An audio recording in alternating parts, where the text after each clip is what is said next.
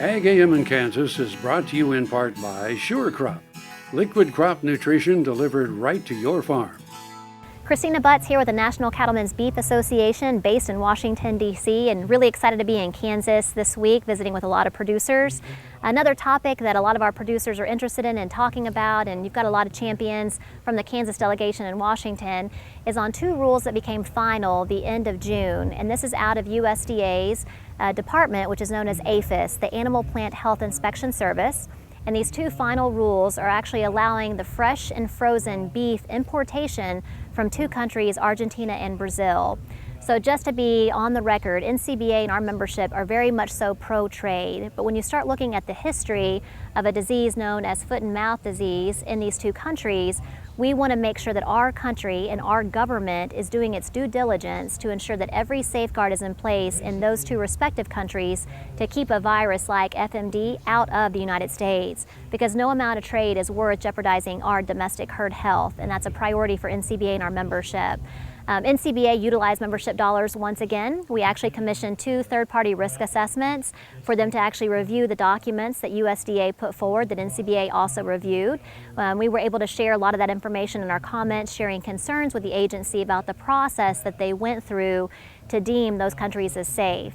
When you look at the history of it and you go back to 2002, USDA conducted a quantitative risk assessment, so a more thorough risk assessment on a country, Uruguay, who's also had a history with foot and mouth disease, to ensure that those safeguards are in place and that that trade is safe trade from an animal health standpoint.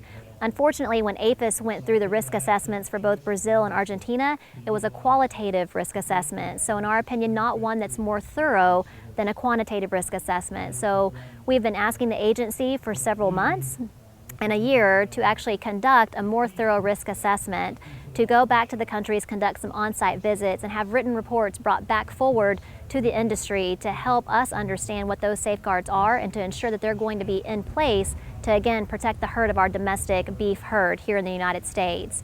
So we do have some language included in both the House and the Senate agricultural spending bills. That language is language that would actually not allow those final regulations to be implemented until a more thorough risk assessment is completed with additional on-site visits and those written reports back to Congress and a broader discussion about what this means. From a regulatory standpoint, the next step in the process would be for those two respective countries, now that APHIS from an animal health standpoint has deemed them as safe, even though NCBA disagrees with the process that APHIS underwent, but now those countries would have to request equivalency. So the Food Safety Inspection Service under USDA will have to go down to those two countries and ensure that their pathogen testing standards as well as their residue testing standards are as thorough and as strong as the United States or stronger before that trade would actually be implemented and we would see meat coming across the border. So again, we have a small window of time here, probably 6 months, maybe a little bit longer, when you start looking at the equivalency process and how that works through the system. So NCBA is going to remain committed to this. Again, it's about the process that our government went through to ensure that we are protecting the safety of our animal herd here in the United States.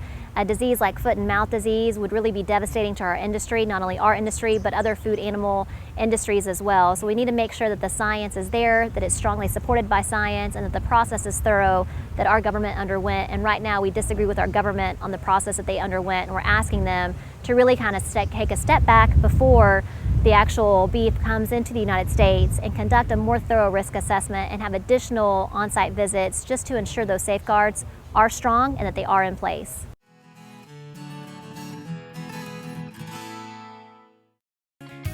Heinen Brothers Ag Service understands the risk and rewards of farming. As fourth-generation farmers themselves, they understand the importance of using the correct products on every acre. Farmers helping farmers. Heinen Brothers Ag offers quality aerial and ground application, fertilizer, ag chemicals, and anhydrous ammonia. Call today at 800-760-4964 or find us online at HeinenBrothersAg.com.